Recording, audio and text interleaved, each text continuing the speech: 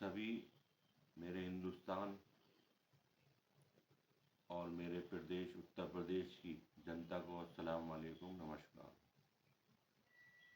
भाइयों, आज आपसे मुखातिब होने का मकसद बहुत बड़ा है और चाहता तो बहुत कुछ बोलना चाहता हूँ, लेकिन कुछ ही बातों में अपनी बात करूँगा कि जब से मैंने कुंभ के दर्दनाक हादसे को देखा है तो मेरी रूह कांप गई है और 2-3 दिन मैं बहुत गमगीन रहा हूँ और यही दुआ करता रहा हूँ कि अल्लाह ताला उनके परिवार वालों को सब्र दे और जिसकी माँ उस कुंभ में खो गई है, अल्लाह ताला उसकी माँ को मिला दे।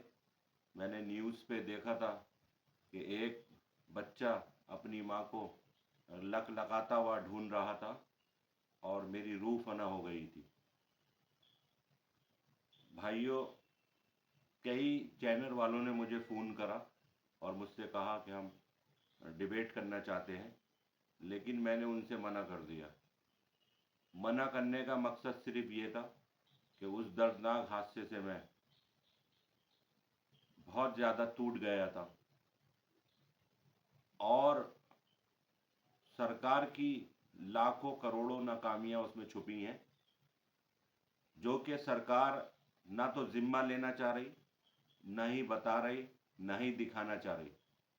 2700 सीसीटीवी कैमरे लगने के बावजूद कोई सरकार की तरफ से फुटेज सामने नहीं आया कि वो क्लियर कर पाए।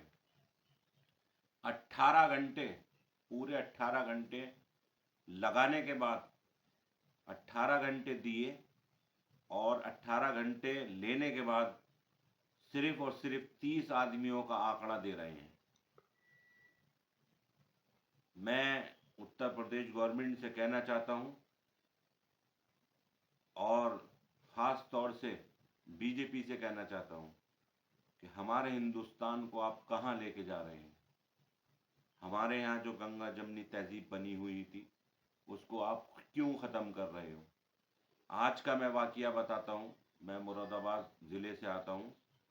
मेरे घर से 1 किलोमीटर की दूरी पे जाना आज की डेट में मुश्किल हो रहा है। कल रात में 7:30 बजे के टाइम लाल बाग से आ रहा था। लाल बाग से मेरे घर का रास्ता 1 किलोमीटर का है। इतना खतरनाक जाम लग रहा है पूरे शहर में कि जनता का निकलना, मुझे 1 किलोमीटर की दूरी तय करने में 1.5 घंटा लगा, वहाँ से यहाँ तक आने में। फिर मैं गाड़ी पे सोचने लगा कि यार, कोई कहने के लिए तैयार नहीं है कि भाई, कोई बोलने के लिए तैयार नहीं है कि विकास कहाँ हो रहा है, किधर हो रहा है। विकास तो ये समझ लिए हिंदुस्तान से ख़त्म होता जा रहा है। ना कोई शिक्षा पे बोलने के लिए तैयार है, ना कोई रोज़गार पे बोलने के लिए तैयार है, ना कोई क्या नाम है एजुकेशन पे बोलने के लिए तैयार है। और जनता अच्छी में क्वालिटी में देखने को ये मिल रही है कि जनता सरकारों से पूछ नहीं रही कि आपने करा क्या है। मैं ये कम से कम 14 के बाद से ये एक बहुत खतरनाक चीज़ देखने को मिली है कि जनता सरकारों से पूछ नहीं रही कि आप हमसे किस बात से वोट मांगने के लिए आए हो। सिर्फ और सिर्फ एक पैटर्न चल रहा है, हिंदू मुस्लिम, हिंदू मुस्लिम।